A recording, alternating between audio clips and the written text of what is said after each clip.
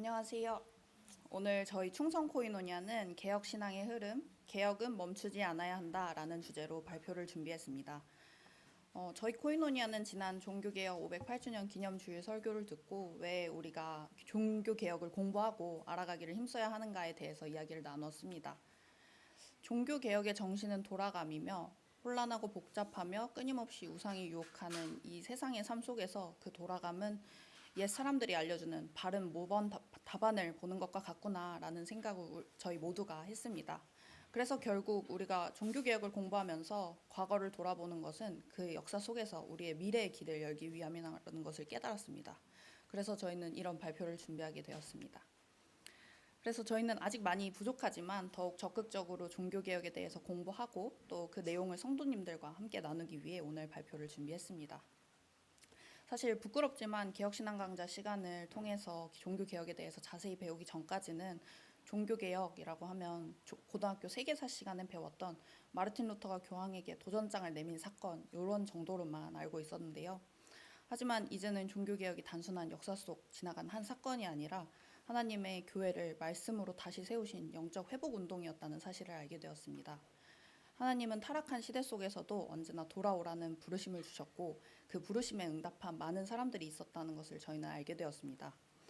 오늘 저희는 종교개혁의 시작부터 현재에 이르기까지 단단한 의지로 신앙 회복과 개혁에 힘쓴 수많은 인물들에 대해 발표하려 합니다.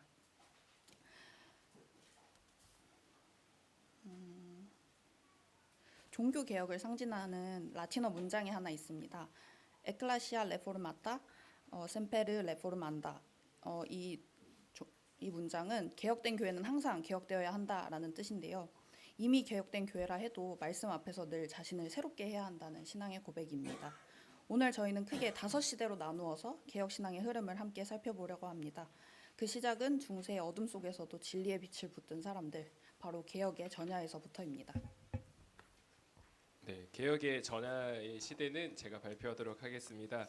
우리가 알고 있는 종교개혁이 1500년대에 활발하게 이루어졌는데 그 전부터 개혁의 이제 전야로서 종교학자들이 또 활동했던 움직임들이 있었습니다.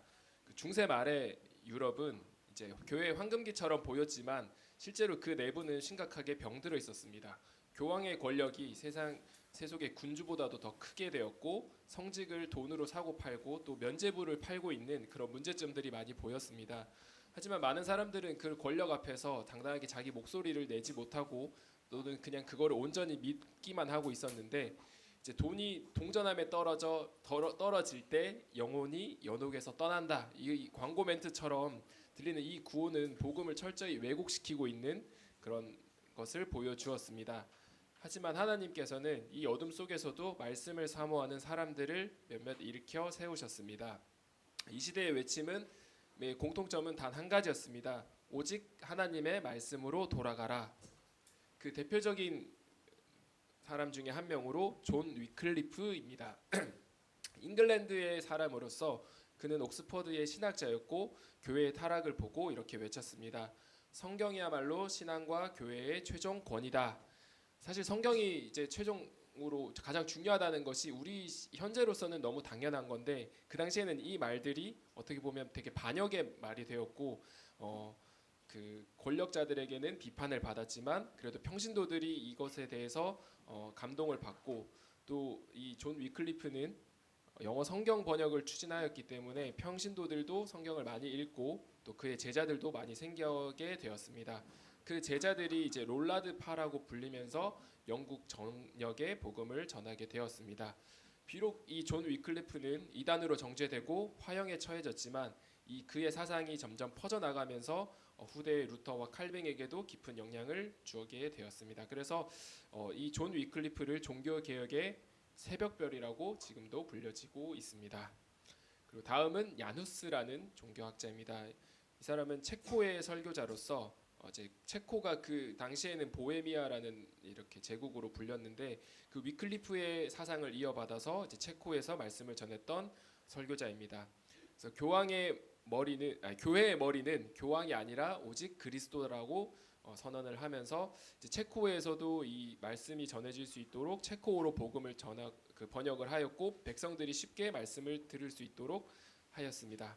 마찬가지로 야누스도 화형대 위에서 목숨이 이제 끝나게 되었고, 그래도 마지막 떠나는 순간에도 진리를 사랑하라, 진리가 너희를 자유케 하리라, 이런 유명한 말을 하고 죽었다고 합니다. 하지만 그의 순교가 이제 체코 전역에 불길처럼 퍼지게 되었고, 또 이 사상이 루터에게까지 이어지게 되었습니다. 세 번째는 이탈리아의 신학자로서 이제 이름이 어려운데요, 지를라모 사보나롤라라는 저도 처음 들어보는 신학자였습니다.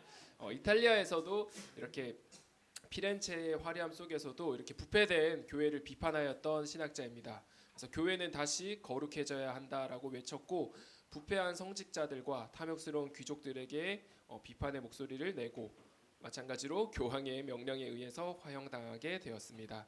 하지만 이 외침이 그래도 많은 사람들에게 이제 울림을 주었고, 또 퍼져나갈 수 있는 계기가 되었습니다. 그리고 마지막은 프랑스의 이제 피에르 발도라는 사람인데요. 이분은 이제 시대적으로는 가장 먼저 프랑스에서 이제 그런 복음 운동을 했던 사람인데, 원래는 부유한 상인이었지만 자신의 재산을 모두 팔고 평신도에게 말씀을 전하는데 자기의 목숨과 평생을 바쳤던 사람입니다. 그래서 결과적으로 이 사람의 이름으로 발도파 운동이 이제 퍼져나가게 되었고, 평신도 설교와 이제 성경 중심 신앙의 초석이 되었습니다. 이 시대의 인물들은 모두 이제 한 가지 공통점이 있는데요. 이제 교회는 인간의 제도가 아니라 하나님의 말씀이 가장 우선시 되어야 된다라는 것을 이제 강조하였습니다. 비록 이 사람들의 노력이 바로 성공이 되지는 못하였지만 종교개혁의 불씨가 되었고, 또 그 불이 이제 뒤에 가서 퍼져나가는 계기가 되었습니다.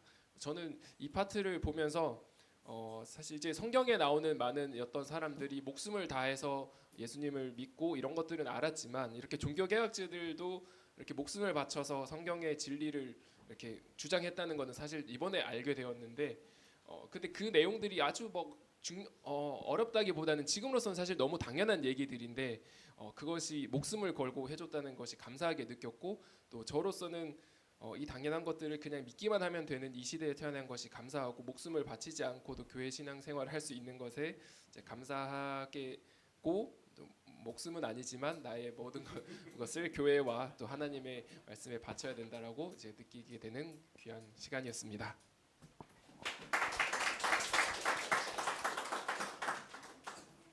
다음으로는 종교개혁 시대로 저희가 배운 인물들이 되게 많이 나와서 조금 긴장이 되는데요. 한번 주요 인물들을 중심으로 그 흐름을 살펴보겠습니다. 가장 먼저 마틴 루터입니다. 1517년 독일의 한 수도사 마틴 루터가 비텐베르크 성문에 95개조 반박문을 붙였습니다. 그는 외쳤습니다. 면죄부가 아니라 복음이 영혼을 구원한다. 이 한 장의 종이는 세상을 바꾸었습니다. 루터는 로마서 1장 17절을 통해 깨달았습니다. 의인은 믿음으로 말미암아 살리라. 그 순간 무거웠던 종교적 굴레가 무너지고 복음의 문이 열렸습니다. 그는 오직 믿음, 오직 은혜, 오직 성경을 외쳤습니다. 그 곁에는 필리프 멜라이톤이 있었습니다. 그는 루터의 신학을 체계적으로 정리해 아우크스부르크 신앙 고백을 작성했습니다. 학자였던 그는 개혁 신학의 교리적 기초를 세운 사람이었습니다. 또 스위스에서는 울리 츠빙글리가 루터와 거의 동시에 개혁을 시작했습니다. 그는 예배를 단순하게 하고 성찬을 상징으로 해석하며 하나님의 말씀만이 예배의 중심이라고 외치며 스위스 개혁교회를 말씀 중심의 신앙으로 회복하게 했습니다. 또 한 사람 에라스무스는 직접적으로 종교개혁에는 참여하지 않았지만 성경의 원어로 돌아가자라는 인문주의적 개혁 정신을 퍼뜨렸습니다. 그가 편집한 그리스어 신약 성경은 후대 개혁자들에게 성경 연구의 기반이 되었습니다. 마틴 부처는 루터와 츠빙글리 사이의 신학 논쟁을 중재하며 교회가 분열이 아닌 연합으로 나아가도록 힘썼습니다. 그는 개혁의 폭을 넓힌 다리 놓는 개혁자였습니다. 그리고 장칼뱅, 그는 기독교 강요를 저술하며 개혁 신학을 체계화했습니다. 그의 중심 메시지는 명확했습니다. 모든 영광을 하나님께. 그는 제네바에서 말씀 중심의 신앙 공동체를 세웠고 그의 사상은 전 세계 개혁교회의 신학적 기반이 되었습니다. 영국에서는 윌리엄 틴데일이 성경을 영어로 번역하다 순교했습니다. 그는 죽기 직전 이렇게 기도했습니다. 주여, 영국 왕의 눈을 열어주소서. 성경의 대중화에 헌신하던 그의 피로 번역된 성경은 훗날 킹 제임스 성경의 기반이 되었습니다. 이 시대의 구호는 5가지로 요약됩니다. 오직 성경, 오직 믿음, 오직 은혜, 오직 그리스도, 오직 하나님께 영광. 이 5표어는 인간이 중심이 됐던 교회의 중심을 하나님께로 되돌려 놓았습니다. 그리고 교회는 다시 복음 위에 세워졌습니다.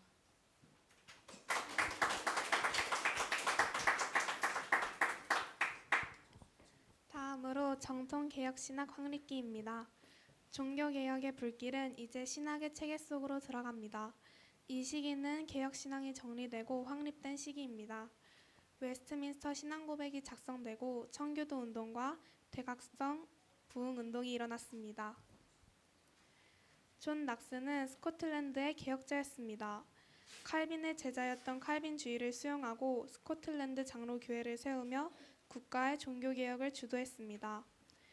그는 하나님 앞에 선 한 사람은 수많은 왕보다 강하다고 외쳤습니다. 그 한 사람의 용기로 스코틀랜드의 교회 질서가 개혁주의 질서로 새롭게 되었습니다. 존 오웬은 청교도 신학자이자 목회자였습니다. 그는 성화와 경건에 대해 강조했습니다. 그의 성화론 내부작 중 첫 번째인 죄 죽이기에서 그는 이렇게 말합니다. 너희가 죄를 죽이지 않으면 죄가 너희를 죽일 것이다. 그는 거룩한 삶이 신앙의 핵심임을 보여주었습니다. 프란시스 루레티는 정통 개혁 신학의 교리를 논리적으로 체계화해 완성했습니다.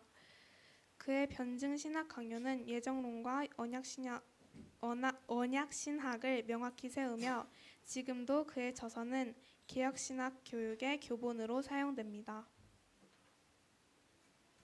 윌리엄 퍼킨스는 청교도 설교의 초석을 놓은 사람입니다. 그는 설교를 단순히 설명이 아니라 영혼을 변화시키는 수단으로 보았습니다. 참된 설교는 듣는 자의 심령을 향한 하나님의 말씀이다.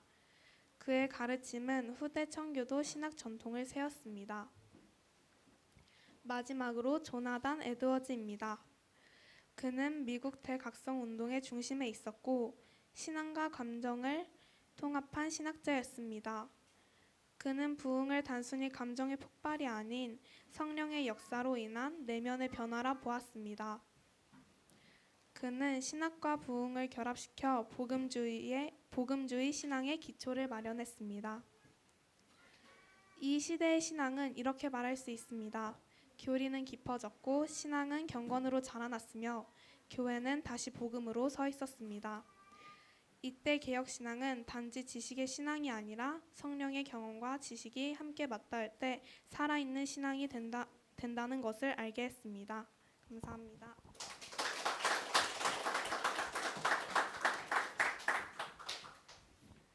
근대 개혁주의 확장기입니다. 19세기 세상은 과학과 산업, 계몽주의로 급변했습니다. 사람들은 이성을 신뢰했고 교회는 점점 세속화되었습니다. 자유주의 신학은 성경의 기적을 부정하고 인간의 도덕만을 강조했습니다. 그때 하나님은 진리를 지키는 사람들을 다시 일으켰습니다. 찰스 하지는 프린스턴 신학교 학장으로 정통 칼빈주의 신학을 확립하고 조직 신학을 저술했습니다. 그는 자유주의 신학에 맞서 성경의 영감과 모호성을 지키며 보수 신학의 기초를 마련했습니다. 그는 이렇게 말했습니다. 진리가 사람을 자유롭게 하는 것이 아니라 진리 안에 거할 때 자유가 있다. B.B. 워필드는 하지의 뒤를 이어 성경의 영광과 모호성에 대한 교리를 학문적으로 철저히 변증했습니다. 그 역시 프린스턴 신학교 교수로서 보수 신학의 기초를 닦았습니다.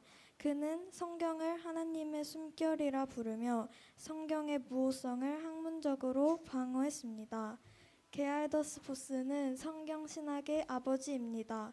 그는 성경 전체를 언약 사상을 중심으로 해 하나의 구속사 이야기로 바라보았습니다.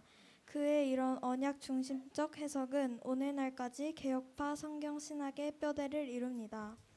아브라함 카이퍼는 네덜란드의 총리이자 신학자였습니다. 영역 주권에 대해 강렬히 주장했던 그는 이렇게 선언했습니다.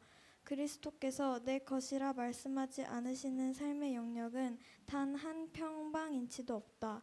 이를 따라 그의 신앙은 교회를 넘어 정치와 문화, 사회 전반으로 확장되었습니다. 그는 신앙과 사회를 통합한 신칼빈주의의 창시자였습니다. 코넬리우스 반틸은 철학자이자 변증학자였습니다. 그는 모든 인간의 사고는 하나님에 대한 전제로부터 출발한다고 말하며 전제적 변증학을 세우고 정통 개혁신학의 변증적 철학적 기초를 다졌습니다. 그는 현대 개혁신학의 논리적 토대를 놓은 것입니다. 마지막으로 제이지 메이천, 그는 자유주의 신학의 물결에 맞서 이렇게 외쳤습니다. 기독교는 단지 도덕이 아니라 복음이다. 그는 웨스트민스터 신학교를 세우며 정통 장로 교회를 조직하고 복음과 교리 수호에 헌신하며 전통 신앙을 이어갔습니다. 이 시대의 개혁자들은 학문 속에서도 하나님을 높였습니다. 그들의 신앙은 교회 강단을 넘어 세상의 모든 영역으로 확장되었습니다.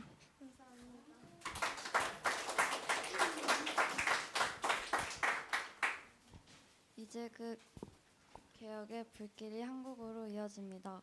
한국 교회는 일제강점기와 전쟁 속에서도 말씀을 붙들었습니다. 그 중심에는 3명의 개혁 신앙인이 있었습니다. 박형룡 목사님은 한국 개혁 신앙의 체계를 세운 인물입니다. 그는 웨스트민스터 전통을 이어받아 한국 개혁 신학 체계를 세웠습니다. 그는 조직 신앙을 저술해 한국 개혁 신학의 교본을 마련하고 총신대학교의 설립에 기여하며 신학교육의 기초를 세웠습니다. 그는 학문과 신앙을 하나로 묶은 신학자였습니다. 한상동 목사님은 일제 신사참배를 거부하며 감옥에 갇혔습니다. 하나님 외에 절할 자는 없다라고 외치던 그의 믿음은 대한예수장로회 고신교단 설립으로 이어졌고 고신대학교 설립과 복음 중심 교회 교육에 기여했습니다. 이러한 그의 순결한 신앙은 한국 교회의 양심이 되고 초석이 되었습니다. 박윤선 목사님은 평생 말씀 연구에 헌신했습니다. 한국어 성경 주석 정권을 완간하시고 말씀 중심의 신학 교육을 실시하며 성경은 하나님의 말씀이다 라는 확신을 남겼습니다. 또 경건 생활과 교리 교육이 통합되어야 한다고 강조하셨습니다. 이런 그의 삶은 결국 단순한 학문을 넘어 남는 것을 넘어 경건의 본이 되었습니다. 이 세 사람을 통해 한국 교회는 성경의 무호, 복음의 중심, 신앙의 순결을 붙들었습니다. 고난 속에서도 교회를 지탱한 힘은 오직 말씀의 뿌리였습니다. 감사합니다.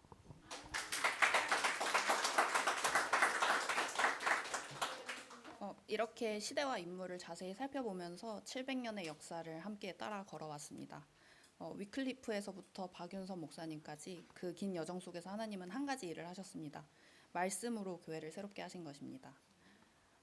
종교개혁의 5 표현은 오늘도 우리에게 유효합니다. 오직 성경, 오직 믿음, 오직 은혜, 오직 그리스도, 그리고 오직 하나님께 영광. 이 5 고백은 단지 과거의 교리가 아니라 오늘도 앞으로도 그리고 우리 삶이 서야 할 신앙의 중심이자 기준입니다. 종교개혁을 통해서 종교는 개혁되었지만 그럼에도 불구하고 끊임없이 죄로 이끌리는 우리들은 여전히 개혁되어야 합니다.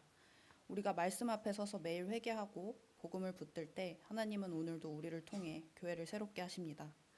시작할 때 이미 한번 말을 했지만 마무리하면서 한 번 더 이 라틴어 문장을 다시 한번 나누고 싶습니다. 에클라시아 레포르마타, 셈페르 레포르만다. 개혁된 교회는 계속 개혁되어야 합니다. 이 고백을 잊지 않고 삶 속에서 떠올리면서 앞으로도 우리의 개혁은 멈추지 않아야 할 것입니다. 지금까지 충성 코이노니아였습니다. 감사합니다.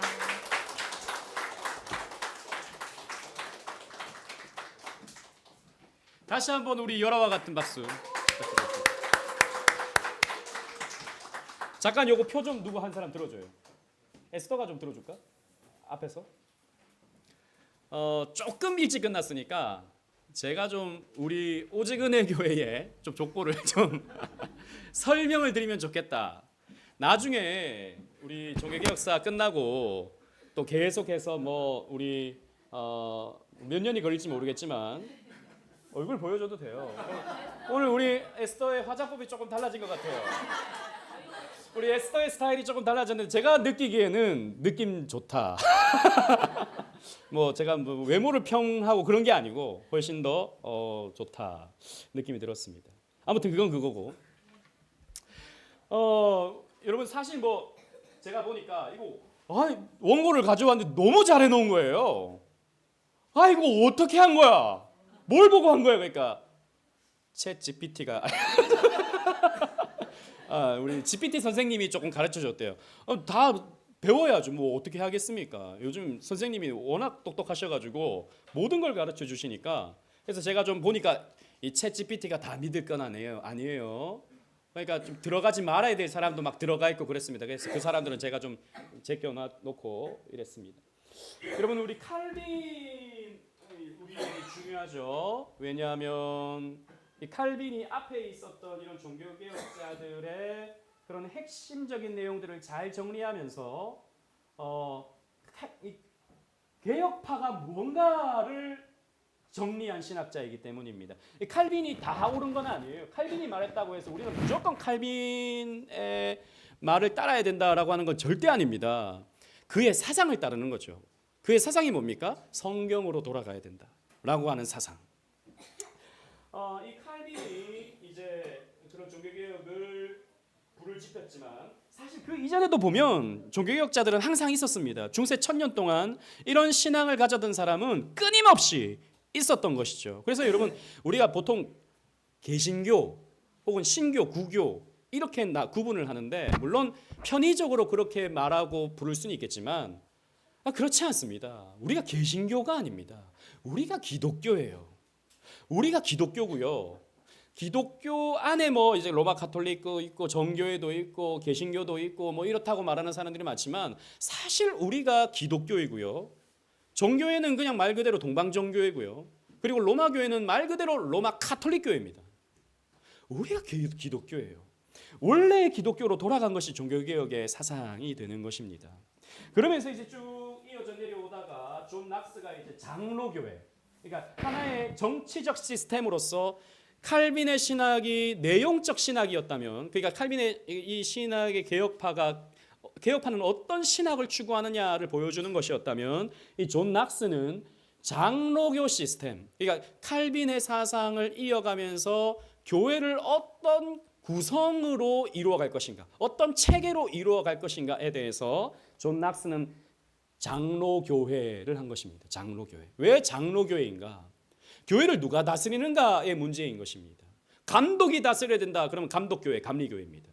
그런 거 없이 그냥 성도들이 원하는 대로 투표해서 민주적 절차를 통해서 교회를 이루어가야 된다라고 보면 침례교회입니다. 회중정치. 장로교회는 뭐냐? 말씀의 전문가인 장로가 교회를 다스린다. 목사, 그리고 교회에서 오랫동안 신앙의 연륜을 갖춘 치리 장로가 교회를 다스린다. 그래서 결국에는 장로교회는 뭐냐면 말씀이 교회를 다스리게 하는 것이 장로교회의 원리다라고 하는 것이 칼빈의 사상을 이어받은 존 낙스가 그것을 체계화시킨 것입니다. 조직적으로 체계화시킨 것이죠. 그러면서 이제 프랜시스 뚜레티는 우리가 지금 공부하고 있는 개혁주의 조직신학, 신론, 인죄론, 그리고 그리스도론, 구원론 이렇게 카테고리화 시켜가지고 아주 디테일하고 논리적으로 합리적으로 이 성경을 체계화시킨 신학자가 이 프랜시스 뚜레틴이죠. 그래서 굉장히 우리 개혁파의 특징은 뭐냐? 정교함입니다. 앞뒤가 딱 맞아 떨어지는 거죠. 모순이 발생하지 않는 것이죠. 말씀을 통해서. 그 모순처럼 보이는 것도 사실은 하나님이기 때문에 가능한 신비의 영역으로 두는 것이죠. 그것이 바로 우리 개혁파 신앙의 특징이 되겠습니다. 그리고 이제 이 뚜레틴 이후로는 교회가 점점 차가워집니다. 너무 교회가 지식적으로 가요. 개혁파가 그런 또 특징을 가지고 있죠. 너무 지식적으로 가고 너무 디테일한 논리, 디테일한 어떤 체계와 이런 거에 몰두하기 시작하면서 교회가 차가워집니다.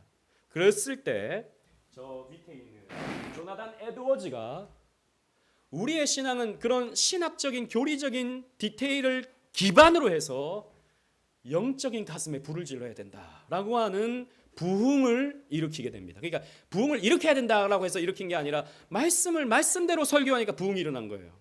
그것이 바로 제1차 대각성 운동. 그래서 우리 이 대륙권에 있었던 사람들은 비교적 조금은 냉랭합니다. 교회가 냉랭해져요.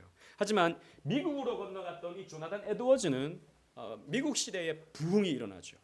부흥이 일어나면서 굉장히 뜨겁고 기도하고 열정적으로 신앙생활하고 이런 운동들이 이 에드워즈 시대 때 일어났던 것이죠. 그러면서 이제 미국의 정통주의가 쭉 이어집니다.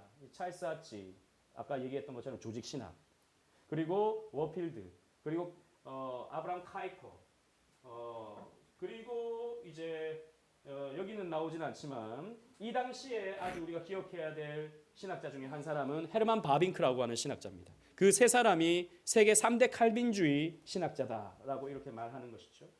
그러면서 이제 이 사람들이 주로 어디에서 활동했냐면 미국의 프린스턴 신학교에서 활동을 했습니다. 이분들이 찰스 하치, 워필드, 게알더스 보스 이런 분들은 다 미국 프린스턴 신학교에서 학생들을 가르쳤어요. 코넬리우스 벤틸도 마찬가지였습니다. 네이천도 마찬가지였습니다. 그런데 19세기 말이 되면 프린스턴 신학교조차도 점점 더 좌경화됩니다. 무슨 말이냐면 자유주의화됩니다. 그러니까 이런 하나님의 말씀을 있는 그대로 받아들이기보다도 성경의 기적을 믿지 아니하고 그것은 그냥 하나의 상징이고 그건 의미이고 이렇게 넘어가 버리게 되죠.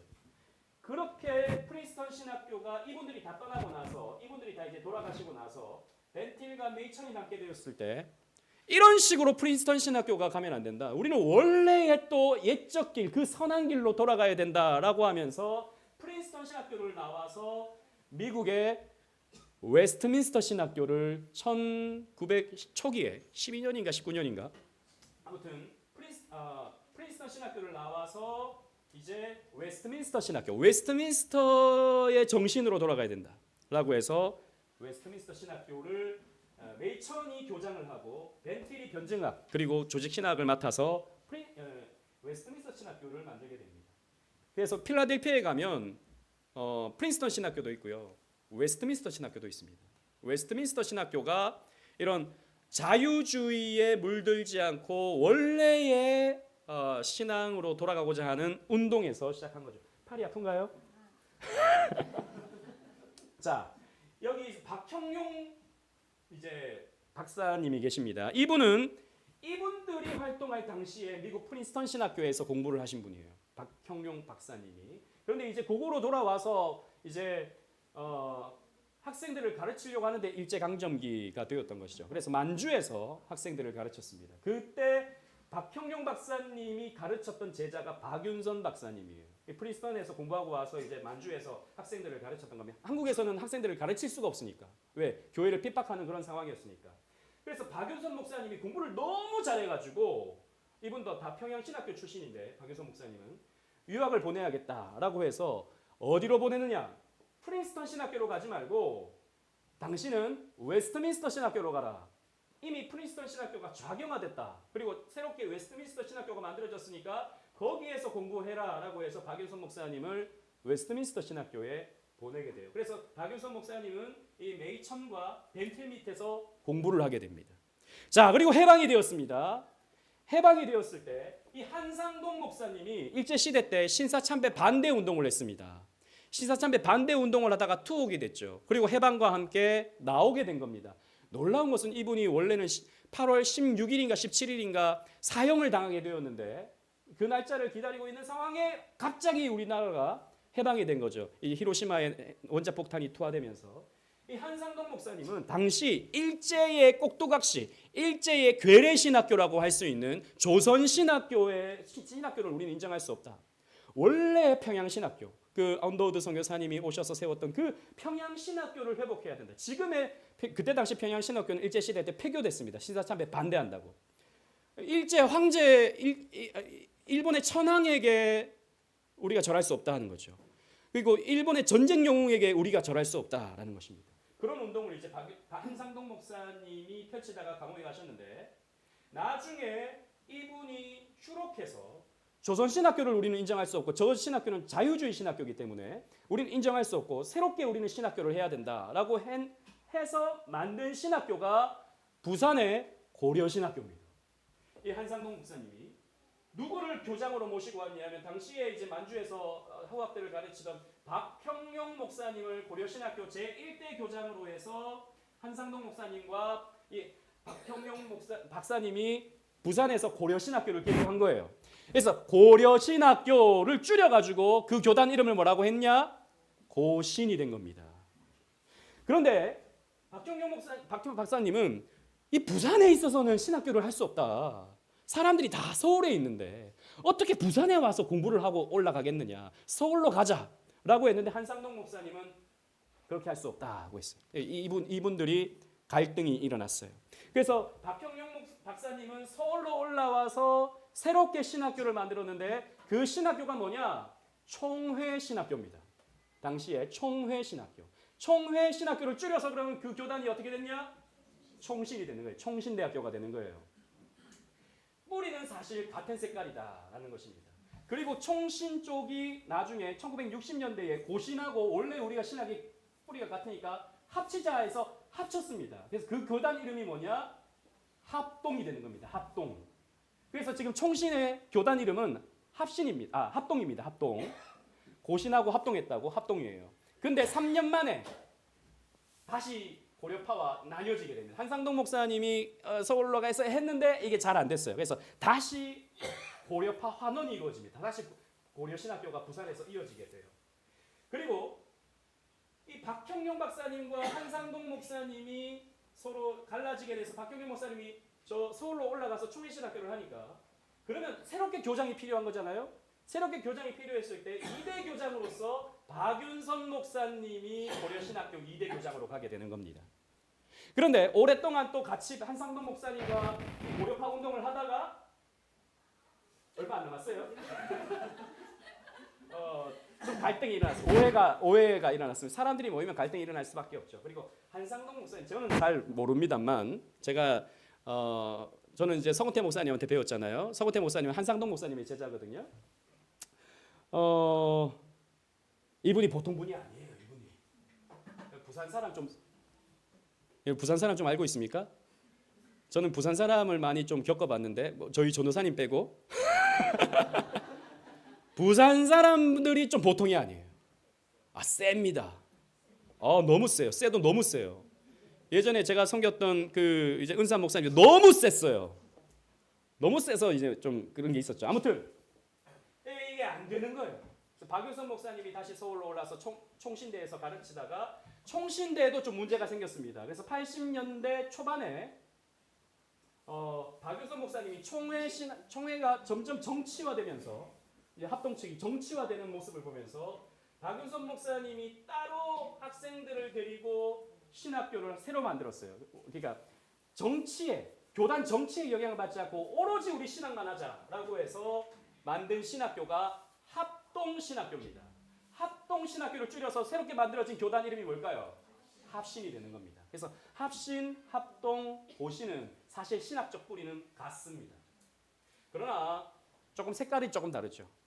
고신은 조금 더 우리는 신사참배 반대했던 끝까지 믿음 지켰던 우리는 신사참배에 반대했던 후손들이라고 하는 정체성이 조금 있고요.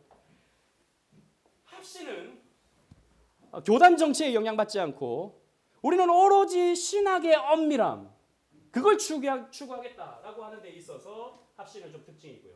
합동은 말 그대로 합동입니다. 다 품에 끌어안고 두루두루 이렇게 하는 색깔이 있죠. 그래서 이 개혁파 안에서 이 세 교단들이 한국 교회에 영향을 미치고 있고 우리는 이런 뿌리 아래에서 제가 이제 또 경양교회 출신이잖아요. 경양교회는 한상동 목사님에게 총애를 받았습니다. 서건태 목사님이 젊을 때. 그래서 그 젊은 나이에 강도사 때 대구에 있는 서문로교회 고려파의 아주 유명한 교회인데 서문로교회 그리고 부산의 제1영도교회 거기를 젊을 때 담임하다가 서울로 오셔서 저 여의도에 원래 처음에 경양교회를 개척하시고 강서에 또 예배당을 지으시고 이렇게 했죠. 그분이 한상동 목사님의 제자이고 박윤성 목사님의 직접적으로 신학교 때 배우진 않았지만 그래도 가까이 지내면서 신학교를 같이 협력하면서 이루어 가셨던 것이죠. 우리의 신앙의 족보가 여기에 있습니다. 그래서 이름 다 알 필요는 없어요. 그죠? 다 알 수도 없고. 그러나 여러분 한번 읽어보고 한번 찾아보고 한번 이렇게 보는 것이 여러분들이 앞으로 신앙생활하는데 설교를 듣는데 책을 읽는데 아주 유익합니다. 아, 그 이름 들어봤지. 아, 그 이름 그때 그랬지. 그렇게 기억하는 것이 여러분들에게 유익하다라고 하는 것을 꼭 기억하시기를 바랍니다. 그렇게 신앙적 뼈대를 세워가는 저와 여러분들 되시기를 주님 이름으로 축원합니다. 우리 에스더에게 박수.